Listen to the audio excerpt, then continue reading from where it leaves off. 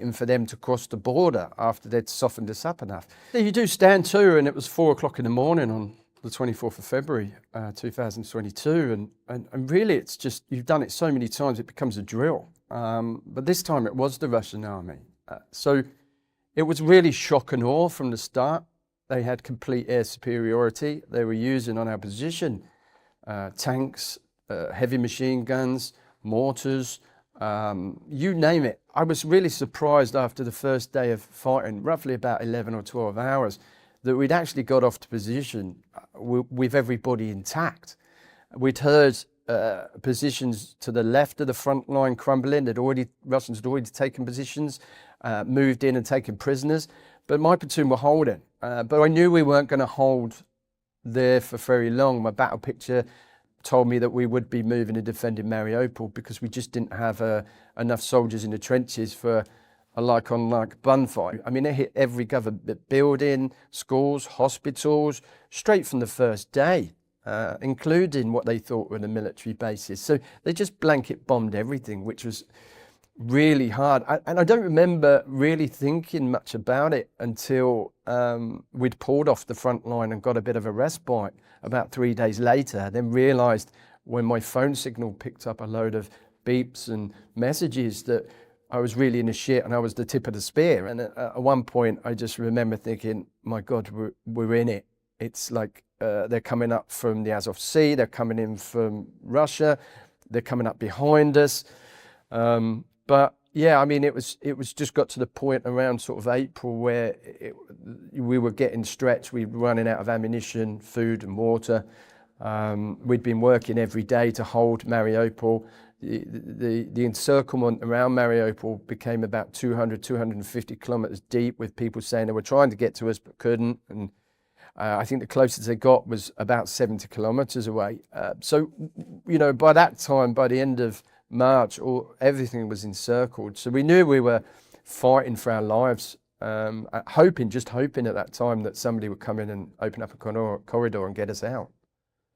It was obvious the Russians were closing in, and by that time they were 30 meters the other side of walls. We could, you know, it was pretty much like the end scenes of Saving Private Ryan. There were just the others, we could hear them talking Russian. They were coming in through walls, holes in the walls. They were exploring, trying to get in, sending their reconnaissance teams in.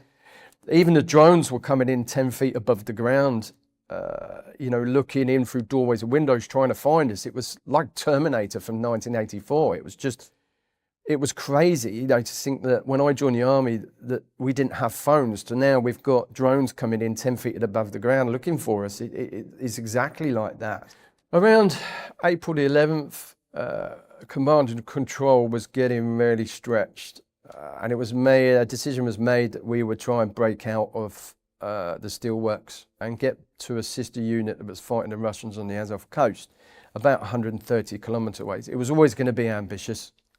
We'd welded metal plates to lorries and really resembled sort of Mad Max vehicles. And we got on board those and tried to break out of Illich Steelworks. It took 2 attempts before we managed to get out. And then after about 40 minutes driving, we got ambushed quite heavily, first of all by planes, and then artillery were brought in, and then small arms and soldiers were coming in. And I got split up from my platoon in the dark. There was injured everywhere.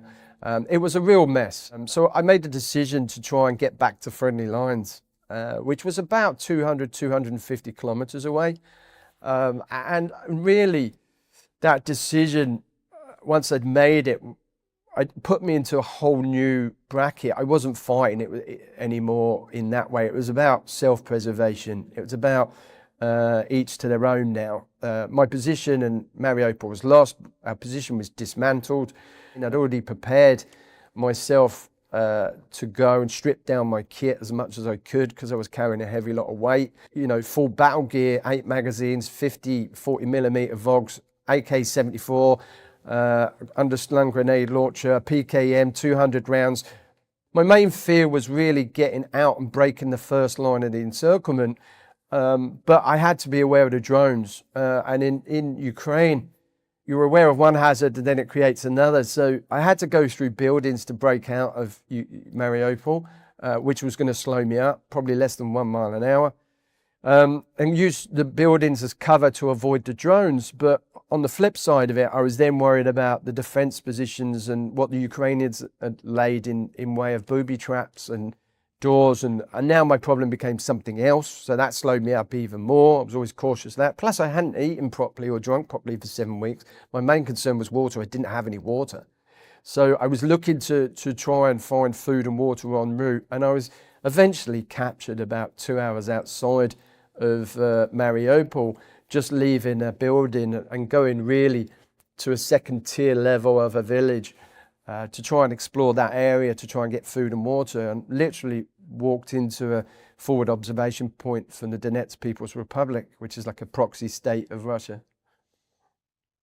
When I was captured, initial capture, I was always taught was the most dangerous. I'd already stripped down, managed to find a civilian coat, changed my bag, try and blend in with the civilians that were still walking around the area. I thought if a drone saw me, if it caught a glimpse of me, I might think I was a civilian. I still had my army gear underneath a big jacket I found. But unfortunately, a shot rang out over my right shoulder. I don't know if they missed me or give me a warning shot, but I was quick enough